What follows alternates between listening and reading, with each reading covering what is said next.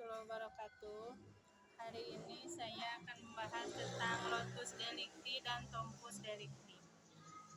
Lotus delicti adalah tempat terjadinya tindak pidana atau kejahatan dan merupakan bagian penting dalam surat dakwaan dalam hukum acara pidana, karena ini merupakan kewenangan berkaitan dengan kewenangan relatif pengadilan. Dengan adanya lotus delicti ini, kita bisa mengetahui di mana terjadinya suatu tindak kejahatan tersebut.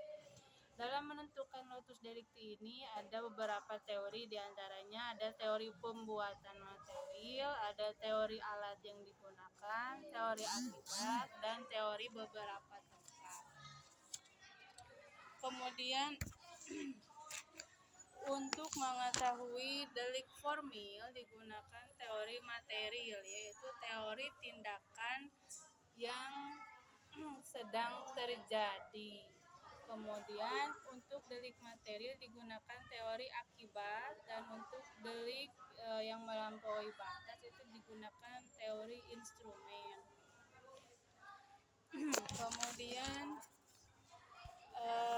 dari segi tempat berlakunya hukum pidana didasarkan pada 4 asas, yaitu yang pertama ada asas teritorial atau kewilayahan, yang kedua asas personal atau perorangan atau kebangsaan, dan asas perlindungan, dan yang terakhir ada asas universal. Yakni asas universal adalah suatu hukum pidana atau suatu peraturan pidana berlaku untuk seluruh warga negaranya.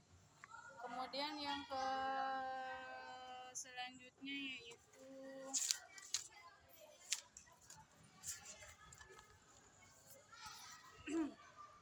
ada 5 jenis kejahatan. Yang pertama ada kejahatan keamanan negara dan yang mengancam keselamatan presiden.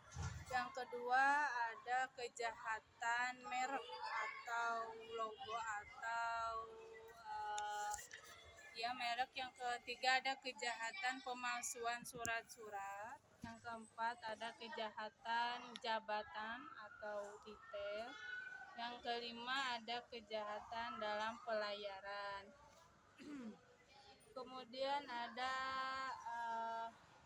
ekstradisi, penyerahan pelaku pidana di negara. Jadi dengan asas teritorial ini atau lotus delicti ini, jika WNI melakukan tindak kejahatan di luar negeri, maka digunakanlah ekstradisi atau penyerahan pelaku kejahatan dari negara lain ke negara Indonesia. Kemudian selain pelaku juga penyerahan pembantu tindak pidana kepada negara Indonesia. Jadi orang yang melakukan tindak pidana di negara asing akan diserahkan ke Indonesia. Itu namanya ekstradisi.